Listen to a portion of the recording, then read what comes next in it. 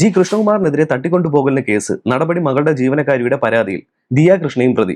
നടൻ കൃഷ്ണകുമാറിനും കുടുംബത്തിനുമെതിരെ കേസ് തട്ടിക്കൊണ്ടുപോയി പണം വാങ്ങിയെന്ന് മകളുടെ കടയിലെ ജീവനക്കാരിയുടെ പരാതി. കടയിൽ നിന്ന് ജീവനക്കാർ പണം തട്ടിയെടുത്തെന്ന് കൃഷ്ണകുമാറിന്റെ പരാതിയിലും കേസ്. നമ്മൾ ഒട്ടും പ്രതീക്ഷിക്കാതെ ഇന്ന് കണ്ടൊരു ന്യൂസ് ആണിത്. അപ്പം ഇതിന്റെ പിന്നിലെ സത്യാവസ്ഥ എന്താണെന്ന് നമുക്കൊന്ന് നോക്കാം. Hello guys, welcome back to our YouTube channel. ഒട്ടുമിക്ക എല്ലാ മലയാളികൾക്കും നടനും BJP നേതാവുമായി കൃഷ്ണകുമാറിനെയും കൃഷ്ണകുമാറിന്റെ ഫാമിലി അറിയായിരിക്കും. ഫാമിലി മൊത്തത്തില് സോഷ്യൽ മീഡിയയിൽ ഭയങ്കര ആക്റ്റീവാണ്. അതായത് ഡെയിലി വ്ളോഗ്സ് ചെയ്തും റീൽസും ഫോട്ടോഷൂട്ടും ഒക്കെ ആയിട്ട് ആ ഒരു ഫാമിലി മൊത്തത്തിൽ സോഷ്യൽ മീഡിയയിൽ നിറഞ്ഞു നിൽക്കുകയാണ്. കൃഷ്ണകുമാറിന്റെ രണ്ടാമത്തെ മകളാണ് ദിയ കൃഷ്ണ. ദിയ കൃഷ്ണനെ പ്രത്യേകിച്ച് പരിചയപ്പെടുത്തേണ്ട ആവശ്യമൊന്നുമില്ല, കാരണം സോഷ്യൽ മീഡിയ ഉപയോഗിക്കുന്ന എല്ലാവർക്കും അറിയായിരിക്കും. ദിയ കൃഷ്ണ ഒരു സ്ഥാപനം നടത്തുന്നുണ്ട്, OBOC എന്ന് പറഞ്ഞിട്ട് കവടിയാറ്. ആ ഒരു സ്ഥാപനത്തെ ചുറ്റിപ്പറ്റിയിട്ട് ഇടയ്ക്കൊക്കെ ഒരുപാട് പ്രശ്നങ്ങളൊക്കെ വരുന്നതാണ്. ഇപ്പൊ ഇത് ദിയ കൃഷ്ണയ്ക്കും കൃഷ്ണകുമാറിനും എതിരായിട്ട് ഒരു തട്ടിക്കൊണ്ടുപോകൽ പരാതി കിട്ടിയതിനെ തുടർന്നിട്ട് മ്യൂസിയം പോലീസ് അവർക്കെതിരെ കേസ് എടുത്തിരിക്കുകയാണ്. ദിയ കൃഷ്ണ ഇപ്പൊ പ്രഗ്നന്റ് ആണെന്നുള്ള കാര്യം അവരെ ഫോളോ ചെയ്യുന്ന നിങ്ങൾക്ക് എല്ലാവർക്കും അറിയായിരിക്കും. ഉടനെ തന്നെ ഡെലിവറി ഡേറ്റ് ആയിരിക്കുകയാണ് ഈ ദിയ കൃഷ്ണയ്ക്ക്. ആ ഒരു ടൈമിൽ ഇത്രയും വലിയൊരു ഇഷ്യൂ ഫേസ് ചെയ്യേണ്ടി വന്നിരിക്കുകയാണ് ദിയ കൃഷ്ണയ്ക്ക്, ദിയ കൃഷ്ണയുടെ കുടുംബത്തിനും. ഇപ്പോൾ ഈ ദിയ കൃഷ്ണയ്ക്കും കൃഷ്ണകുമാറിനും എതിരായിട്ട് ഈ തട്ടിക്കൊണ്ടുപോയി ഭീഷണിപ്പെടുത്തി എന്ന് പറയുന്ന പരാതി കൊടുത്തിരിക്കുന്നത്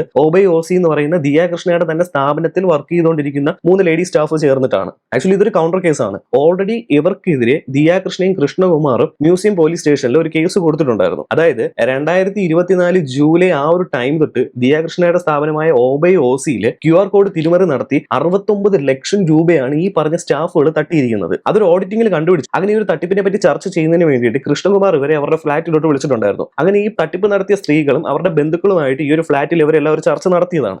അപ്പൊ ആ ഒരു ടൈമിൽ ഈ ഒരു തട്ടിപ്പ് നടത്തിയത് അവരാണെന്നുള്ള രീതിയിൽ അവർ സമ്മതിച്ചതാണ്. അപ്പൊ ഇത് ഒത്തുതീർപ്പാക്കാം എന്നുള്ള രീതിയിൽ, അതായത് കേസിന് പോകില്ല, പകരം ഈ ഒരു പൈസ 69 ലക്ഷം രൂപ തിരിച്ചു കൊടുക്കാം എന്നുള്ള ഒരു ധാരണയിൽ അന്ന് അവരവിടെ പിരിഞ്ഞതാണ്. അവർ പിരിയുന്നതിന് മുമ്പ് ഒരു 8 ലക്ഷം രൂപ ഇവർക്ക് തിരികെ കൊടുത്തിട്ടുള്ളതുമാണ്. അതും കൃഷ്ണകുമാർ പറയുന്നുണ്ട്. അതിന്റെ പ്രൂഫും കാര്യങ്ങളും പുള്ളിക്കാരന്റെ കയ്യിൽ ഉണ്ടെന്നാണ് അവകാശപ്പെടുന്നത്. ഈ ഒരു ഓഡിറ്റിംഗിന്റെ ടൈമിൽ ഇത്രയും വലിയ സ്കാം അവിടെ നടന്നു എന്ന് അറിയുന്ന ടൈമിൽ ഈ സ്റ്റാഫുകൾ, അവിടുത്തെ സ്റ്റാഫുകളല്ല, അവർ റിസൈൻ ചെയ്ത് പോയിട്ടുണ്ടായിരുന്നു. ഈ ഒരു സംഭവം നടക്കുന്ന സമയത്ത് ദിയ കൃഷ്ണ ഒരു ഇൻസ്റ്റയിൽ ഒരു സ്റ്റോറി ഇട്ടിട്ടുണ്ടായിരുന്നു. അതായത് തന്റെ സ്റ്റാഫുകൾ ഇതുപോലത്തെ ഒരു സ്കാം നടത്തിയിട്ടുണ്ട്. അപ്പൊ നിങ്ങൾ ആരെങ്കിലും ഈ സ്റ്റാഫുകൾക്ക് പേയ്മെന്റ് എന്തെങ്കിലും ചെയ്തിട്ടുണ്ടെങ്കിൽ ഡയറക്റ്റ് ഈ OBOC എന്ന് പറയുന്ന ഈ ഒരു അക്കൗണ്ടിലോ അല്ലെങ്കിൽ ദിയ കൃഷ്ണയ്ക്കോ ചെയ്യാത്ത പേയ്മെന്റ് ഡയറക്റ്റ് ഇവർക്ക് ചെയ്ത് കൊടുത്തിട്ടുണ്ടെങ്കിൽ അതൊന്ന് ഇൻഫോം ചെയ്യണമെന്ന് പറഞ്ഞിട്ട്, അങ്ങനെയാണ് ദിയ ഈ ഒരു പേയ്മെന്റിനെ പറ്റി അന്വേഷിക്കാൻ വേണ്ടിയിട്ട് ഈ ഒരു സ്റ്റോറി ഇടുന്നതും. ആയിരക്കണക്കിന് ആൾക്കാരാണ് ദിയയ്ക്ക് അപ്പോൾ മെസ്സേജ് അയച്ചതും. അപ്പൊ അവർ തന്നെ പറയുന്നുണ്ടായിരുന്നു ദിയയുടെ അക്കൗണ്ടിലോട്ടല്ല പൈസ അയച്ചത്, ഈ സ്റ്റാഫിന്റെ അക്കൗണ്ടിലോട്ടാണ് അയച്ചിട്ടുള്ളത് എന്നുള്ള കാര്യങ്ങളെല്ലാം ഇവർ തന്നെ പറയുന്നുണ്ട്. അപ്പൊ ഇതെല്ലാം പ്രൂഫ് തന്നെയാണ്, ദിയയുടെ ഭാഗത്ത് തന്നെയാണ് ന്യായം, അവർ കാശ് പറ്റിച്ചിട്ടുണ്ട്. അങ്ങനെ ആ ഒരു ചർച്ചയിൽ ധാരണയുണ്ടായി. 8 ലക്ഷം രൂപ തിരിച്ചും കൊടുത്ത് അവരവിടെ നിന്ന് പോയതിനു ശേഷം ഈ തട്ടിപ്പ് നടത്തിയ സ്ത്രീകളിൽ ഒരാളുടെ ഭർത്താവ് ഈ കൃഷ്ണകുമാറിനെ വിളിച്ച് ഭീഷണിപ്പെടുത്തുകയുണ്ടായി. അങ്ങനെ ഈ ഭീഷണിയെ തുടർന്നാണ് ദിയ കൃഷ്ണയും കൃഷ്ണകുമാറും ഇവർക്കെതിരായിട്ട്, അതായത് ഇവർ നടത്തിയ ഈ ഒരു സ്കാമിനെ പറ്റിയിട്ട് ഒരു പരാതി മ്യൂസിയം പോലീസ് സ്റ്റേഷനിൽ കൊടുത്തത്. അപ്പൊ ഈ ഒരു കേസിന് കൗണ്ടർ കേസ് എന്നുള്ള രീതിയിലാണ് ഈ തട്ടിപ്പ് നടത്തിയ സ്ത്രീകൾ കൃഷ്ണകുമാറിനും ദിയയ്ക്കുമെതിരെ അവർ തങ്ങളെ തട്ടിക്കൊണ്ടുപോയി ഭീഷണിപ്പെടുത്തി പണം കൈപ്പറ്റാൻ നോക്കി, അല്ലെങ്കിൽ പണം തട്ടിയെടുക്കാൻ നോക്കി, സ്ത്രീത്വത്തെ അപമാനിച്ചു എന്നുള്ള രീതിയിലൊക്കെ മ്യൂസിയം സ്റ്റേഷനിൽ അടുത്തൊരു പരാതി കൊടുത്തിരിക്കുന്നത്. അപ്പൊ ആ ഒരു കേസാണ് ഇപ്പൊ ഇങ്ങനെ വൈറലായി കൊണ്ടിരിക്കുന്നത്. അപ്പൊ ഈ ഒരു സംഭവത്തെ പറ്റിയിട്ടുള്ള ഒരു എക്സ്പ്ലനേഷൻ വീഡിയോ എന്നുള്ളത് കൃഷ്ണകുമാറും ദിയ കൃഷ്ണയും രംഗത്ത് വന്നിട്ടുണ്ട്. അതിൽ കൃഷ്ണകുമാർ ദിയ കൃഷ്ണനെ കുറ്റപ്പെടുത്തി സംസാരിക്കുന്നുണ്ട്. അത് വേറൊന്നുമല്ല, ഈ സ്റ്റാഫിനെ ഇങ്ങനെ കണ്ണടച്ച് വിശ്വസിക്കാൻ പാടില്ലായിരുന്നു, മോളും ശ്രദ്ധിക്കേണ്ടതായിരുന്നു എന്നുള്ള രീതിയിൽ പുള്ളിക്കാരിയും കൃഷ്ണകുമാർ കുറ്റപ്പെടുത്തുന്നുണ്ട്. അതിൽ ദിയ തന്നെ പറയുന്നുണ്ട്, ഈ ഒരു സ്റ്റാഫിന്റെയൊക്കെ ഫോൺ വാങ്ങി നോക്കിയപ്പോൾ ഗൂഗിൾ പേയിലെ ട്രാൻസാക്ഷൻ ഒക്കെ കണ്ട് ഇവർ തന്നെ ഞെട്ടിയതാണ്. അതിൽ ഒരാളുടെ അക്കൗണ്ടിൽ 32 ലക്ഷവും വേറൊരാളുടെ അക്കൗണ്ടിൽ 12 ലക്ഷവും ഒക്കെയാണ് ഉണ്ടായിരുന്നത്. അത് മാത്രമല്ല, ഈ ക്യാഷ് ആയിട്ട് പേയ്മെന്റ് ചെയ്യുന്ന കസ്റ്റമേഴ്സ് കാണുമല്ലോ, അപ്പൊ അവരുടെ നിന്ന് പേയ്മെന്റ് ക്യാഷ് ആയിട്ട് വാങ്ങുന്നത് ഓഫീസിനകത്ത് വെച്ച് വാങ്ങാതെ, അതായത് ക്യാമറ ഉള്ളത് കൊണ്ട് ഇവർ പുറത്തു പോയിട്ടാണ് കസ്റ്റമറുടെ കയ്യിൽ നിന്ന് ക്യാഷ് ആയിട്ട് ആ സ്റ്റാഫ് കളക്ട് ചെയ്തോന്നാണ് ദിയ കൃഷ്ണ അതിൽ പറയുന്നത്. അങ്ങനെ ആ പേയ്മെന്റുകളെല്ലാം സ്വന്തം അക്കൗണ്ടിലോട്ട് ആക്കുകയും വേറെ അക്കൗണ്ടിലോട്ട് ട്രാൻസ്ഫർ ചെയ്യുകയാണ് അവർ ചെയ്തുകൊണ്ടിരുന്നത്. അതിൽ ദിയ കൃഷ്ണ വേറൊരു കാര്യം കൂടെ എടുത്ത് പറയുന്നുണ്ട്, ഈ 3 സ്റ്റാഫും മാരീഡ് ആണ്, അതിൽ ഒരാൾക്ക് ഒരു കുഞ്ഞുള്ളതും കൂടെയാണ്. അപ്പം ഈ ഒരു സ്കാം കണ്ടുപിടിച്ചപ്പം ഇവർക്കെതിരെ ഒരു കേസ് കൊടുത്ത്, അല്ലെങ്കിൽ സോഷ്യൽ മീഡിയയിൽ ഇവരെ പറ്റിയിട്ടുള്ള വാർത്തകൾ പുറത്തു വിട്ട് കഴിഞ്ഞാൽ ഇവരുടെ ഫാമിലി ലൈഫും അല്ലെങ്കിൽ ഇവർക്കുണ്ടാകാൻ പോകുന്ന ആ ഒരു നാണക്കേടിനെ ഓർത്തിട്ടാണ് ഇവർ കേസ് കൊടുക്കാതിരുന്നത്. പകരം കാശ് തിരിച്ചു കിട്ടിയാൽ മതി എന്നുള്ള ആ ഒരു ധാരണയിൽ ആ ഒരു ചർച്ച അവസാനിപ്പിച്ചത്. ഒരുപക്ഷെ ഇവർക്ക് ആ ഒരു കാശ് തിരിച്ചു കൊടുക്കാൻ പറ്റില്ല എന്ന ആ ഒരു ബോധം വന്നപ്പോൾ, അല്ലെങ്കിൽ ഫാമിലിയായിട്ട് ഒന്നുകൂടെ ചർച്ച ചെയ്തപ്പോൾ, അല്ലെങ്കിൽ ഇവരെ സപ്പോർട്ട് ചെയ്യാൻ വേറെ ആരെങ്കിലും വന്നപ്പോഴായിരിക്കാം വീണ്ടും ഇവരെ ഭീഷണിപ്പെടുത്തുന്നുള്ള രീതിയിലോട്ട് കാര്യങ്ങൾ ഇത്രയും വഷളാക്കിയത്. അപ്പൊ അങ്ങനെയാണ് അവർക്ക് ലാസ്റ്റ് കേസ് കൊടുക്കേണ്ടി വന്നത്. കഴിഞ്ഞ കുറച്ച് ദിവസങ്ങളായിട്ട് ഈ ഒരു സ്ഥാപനത്തിനെതിരായിട്ട് നെഗറ്റീവ് ഗൂഗിൾ റിവ്യൂസ് ഒക്കെ വരുന്നുണ്ട്. അതൊരു പക്ഷേ ഈ ഒരു സംഭവത്തെ കുറിച്ച് പൊലിപ്പിച്ച് കാണിക്കാൻ വേണ്ടി ഈ തട്ടിപ്പ് നടത്തി ഇവർ തന്നെ ആയിരിക്കാം ഇതൊക്കെ ചെയ്യുന്നത്.